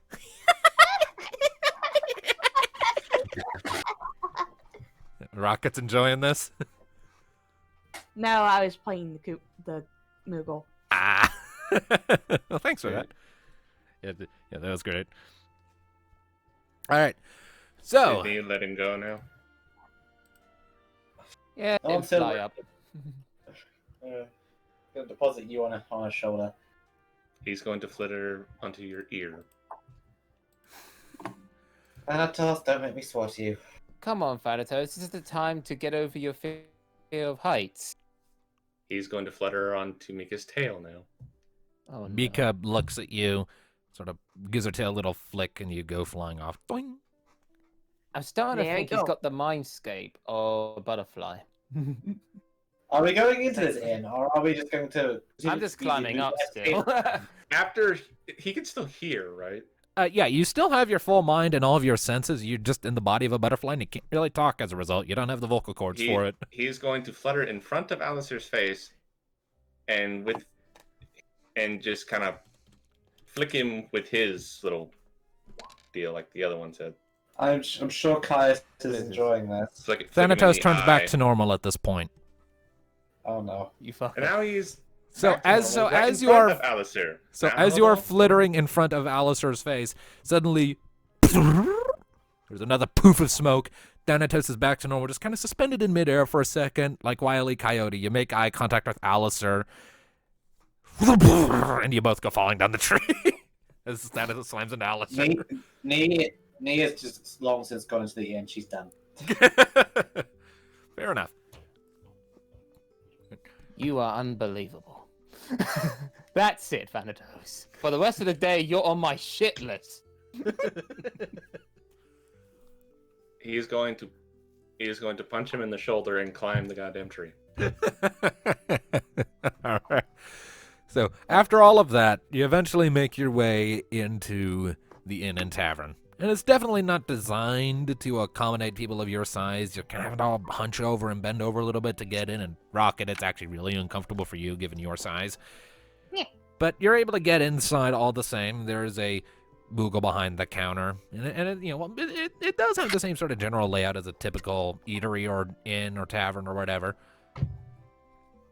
And on the circular walls between the various lighting sconces, you see doors that you assume lead to the rooms. Fundamentals comes in handy. Let's get us a room and rest off our wounds and wounded pride. Yep. All right, so you managed to get yourselves some rooms for the night. This Moogle is a lot more understanding and a lot less mischievous. And before long, you each have a room to yourselves. Largely on the grounds that the rooms are not big enough to house multiple humanoid-sized creatures. But either way, soon enough, you're getting yourselves situated. You're laying back. And sleep is starting to take you. But before you wake up, something different happens. Oh no.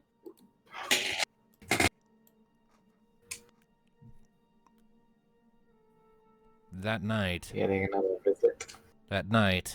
all of you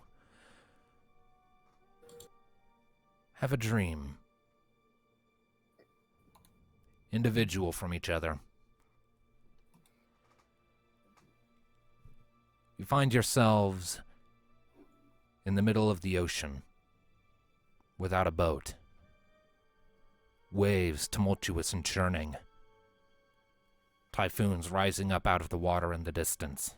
The clouds darkening the sky to the point of darkness entirely. Lightning crackling across. The thunder rattling your bones.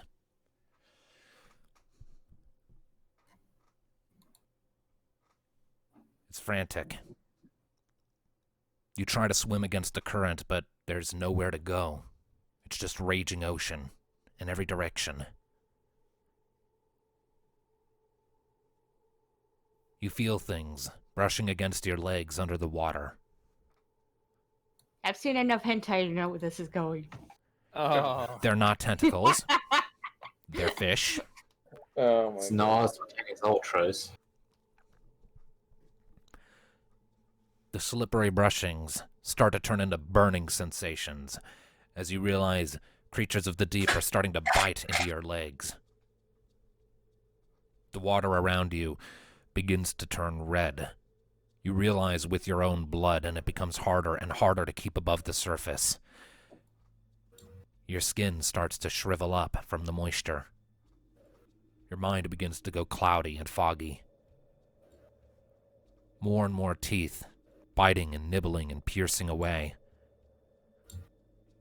Before finally your strength leaves you, and you're pulled under the water. And the moment your heads are submerged, aside from the low rumble you would associate with being under the waves, you instead hear countless drowned screams echoing around you from all sides. Deafening and distant and harrowing and chilling. Indistinct shapes can be seen in the distance, silhouetted against crimson and amber light. Just barely perceptible. And then more teeth, more pain, more blood. Finally, a gaping maw filled with razor-sharp teeth appears out of the darkness before you, lunging forward, consuming your vision entirely. You feel the incisors piercing your neck. And you all wake up.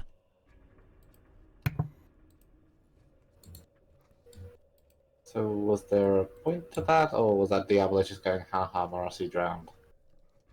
You don't know. All you know is that you all wake up in a cold sweat, And when you do wake up, you can hear Mika screaming in the other room where she's sleeping.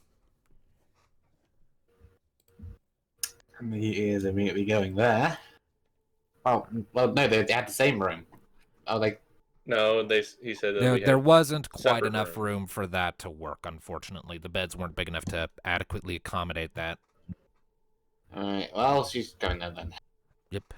It is about dawn when you come to, and you rush over and you throw open the door, and you can see Mika's sat up in her bed and she's shaking horribly. Pale-skinned, clammy. Mika.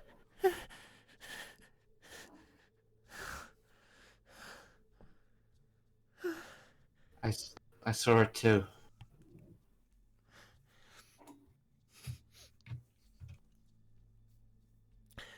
He's going to sit down beside her and hold her. She's Hey. shaking a lot when you pull her in.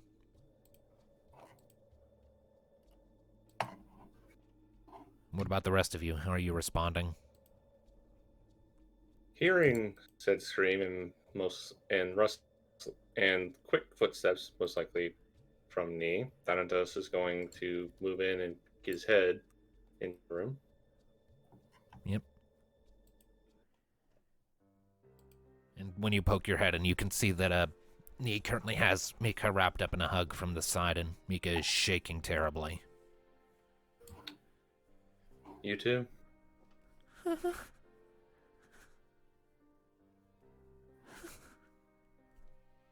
I take it from the scream, we all had the same dream. Diablo's probably gloating. Or Saran, either one works.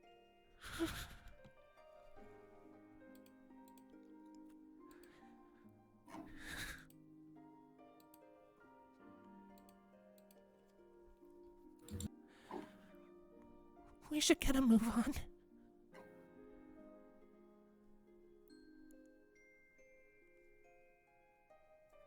We will,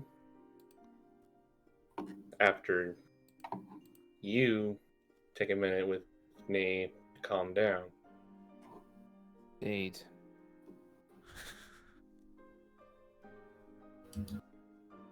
Alright.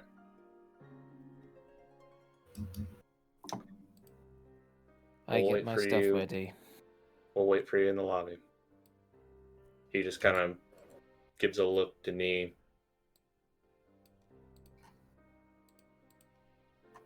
Before closing the door.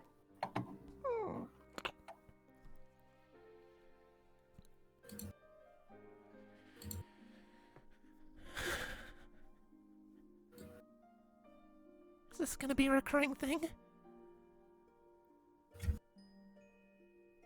Can't say. So, knowing what we're dealing with. Okay. I'm here. Try not to let him get in your head. Right. Right.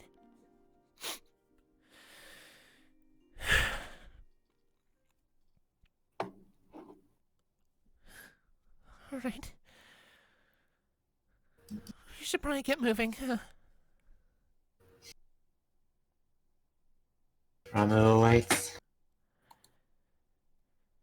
Yeah. I'm not gonna let what happened to Marasu happen here, too.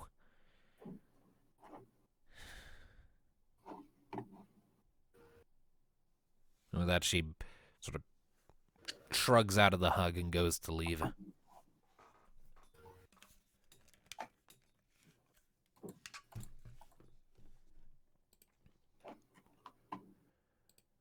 right. So then, what do you guys do now? It's relatively early dawn, a little earlier than you would have normally gotten up, but you're up, you're awake, you're aware, a little tired because you were woken up before you were ready, but what What you Guess doing? it's off to the chieftain so he can tell us where the fuck we're going. All right. Everyone in agreement with that plan? Mhm. Yep. All right. Okay, so you climb down from the inn and tavern and you make your way back through the streets of Moglin, sort of retracing the steps you took to get here. And eventually you find yourselves back at the chieftain's abode. The Mongols guard out in front sort of eye you as you approach and then sort of nod to themselves like, yeah, these are the ones, and let you pass without a fuss. And when you come into the large chamber, once again you can see that Moglin is on his throne, quote-unquote. And this time he is awake, sort of bleary looking, and he's got a big-ass cake in front of him, and there's another Moogle sort of standing on the ground next to the throne with arms crossed, sort of just watching him as he's chowing down on the cake. I take it this is Nan? The Moogle on the ground looks over at you. And who in the hex are you supposed to be? Kupo? Why am I suddenly getting Moogle Julian vibes? Oh no. Moglin sort of swallows. All right, these ones, these are the ones Ramu wants, Kupo. Okay. The Moogle waddles up to you, and you can see that one of her wings is just sort of hanging limply by her side, while the other is sort of twitching in agitation. You'll have to forgive my boy. Never really learned any proper restraint, he did, Kupo.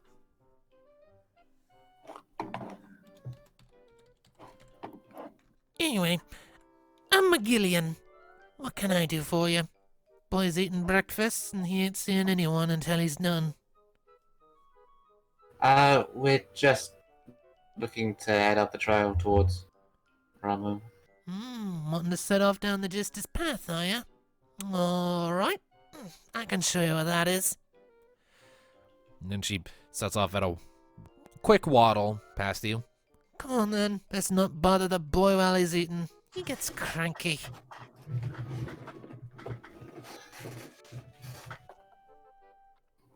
So, does he eat that whole cake for breakfast? That's the second one. Darkness is muted again, I just realized. Yeah, Do you know sorry anything about about dreams? What was that? Do you know anything about dreams?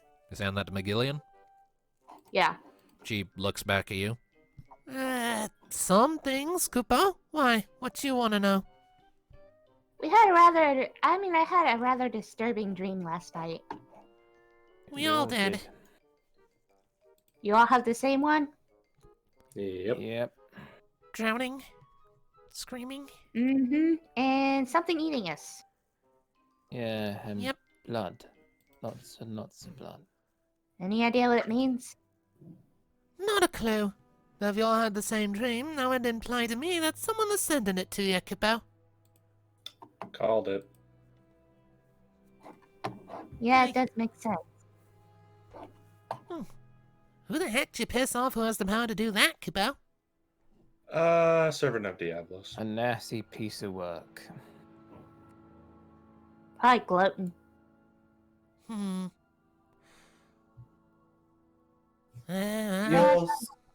Your grandson tells us you were a mage for the jesters. That was. Well, now that we're talking to you directly, you wouldn't happen to know anything about soul parasites? Not really? No, Kupo? I try not to tamper with souls or anything like that. Fickle things. Just as soon as it'd be just as soon as to fix them as you would break them. Yeah, 'cause there is rather urgent. Any among the jesters who would be more inclined? Well, you can ask whoever filled my spot when you get up there, I suppose. You don't know him? Not really. talked to him like one time when I was passing the reins off to him, Kupo. Kinda seemed like a bit of an upright prick, but, whatever, Kupo. Great. Well, we'll just have to see when we get there. Not you will. As this is being said, you step back out into the wider city, and she takes a path down off to the left, sort of hugging the side of the mountain for a while. As you're going, you can see that there are a few other Mughals sort of watching you pass. It's a pretty quiet day, but largely it seems to be the same sort of jovial mood you had that was here when you first arrived.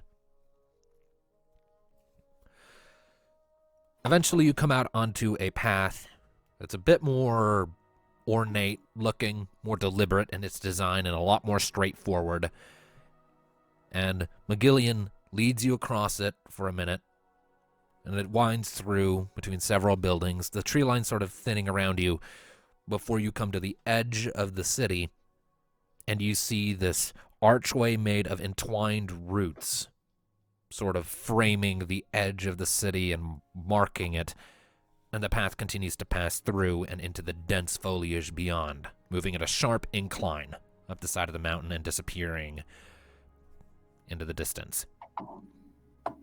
And Moglin, and you can see that there are like 8 Moggles guard currently standing guard around this path, sort of encircling the archway of roots.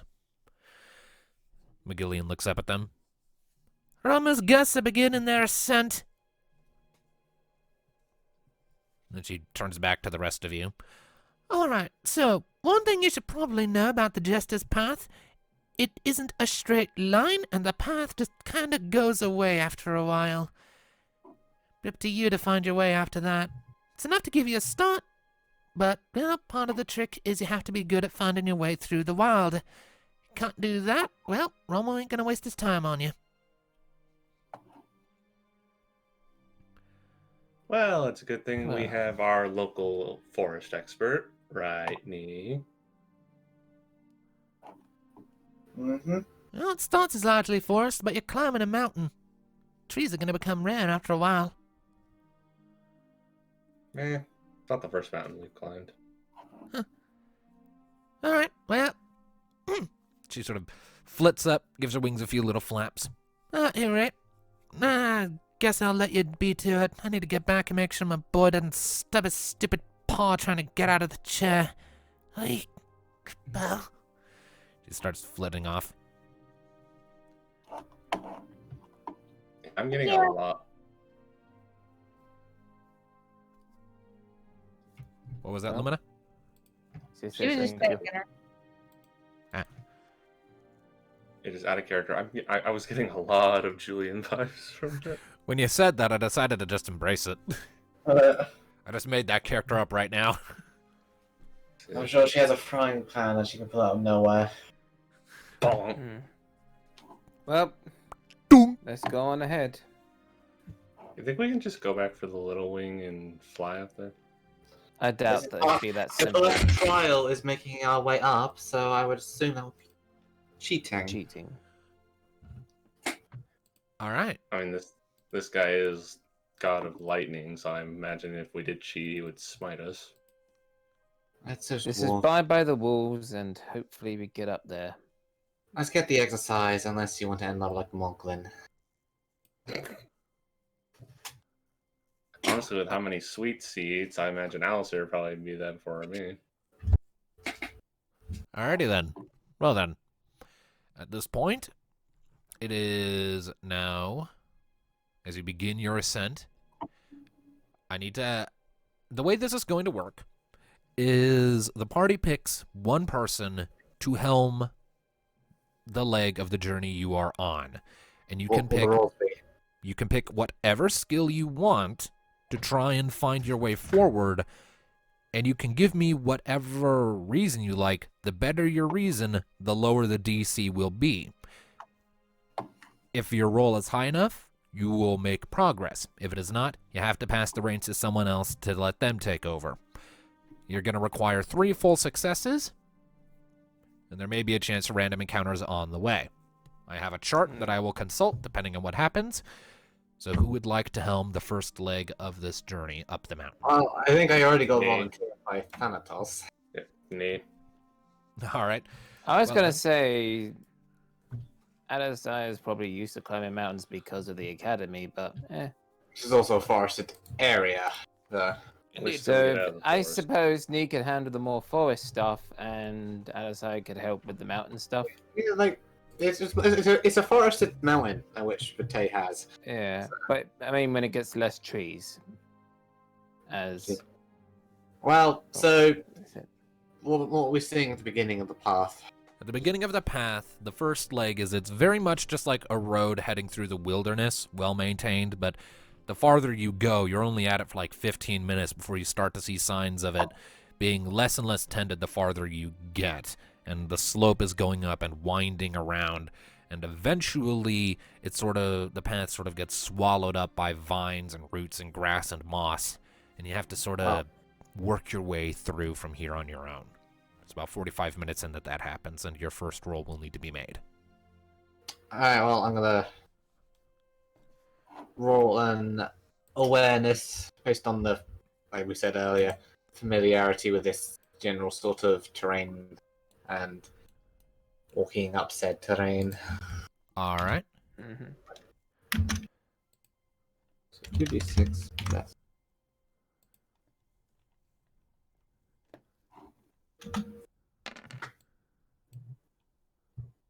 $11. All right. Given your own familiarity with forests and whatnot, and the fact that this is at the very start of the trip, that will serve you just fine for the time being. So, you go ahead and you start leading the path, leading the group, working your way up, picking your way through the foliage. It's very dense, but you're able to find your way easily enough. And on the way, I need you to roll me a d6, please. 5. All right. Okay. So, that is an interesting one to land on. Uh-oh. You make your way up and you come to this very steep sort of incline, almost to the point where you're kind of having to climb a little bit to work your way up, but it's the fastest way to get where you're trying to get, you feel. And it runs alongside this big-ass waterfall that flows down, and you can look up, and you're not in the middle of any trees at the moment, practically scaling a close to cliff-like incline. Still plenty of moss and little tree-like growths coming out of the cliff faces. Eventually, though, you sort of come to the top, you take a minute to catch your breath, your legs are burning. You look up and you follow the path for a little bit longer. It winds around, a sheer drop off to your left, heading down, following where the waterfall goes. And then up ahead, you see a large sort of miniature lake or pond sort of in the middle of your path. A sheer sort of rocky wall to your right, a sheer drop to your left, so you have this very narrow space upon which to traverse, just wide enough for you all to stand abreast with a bit of wiggle room.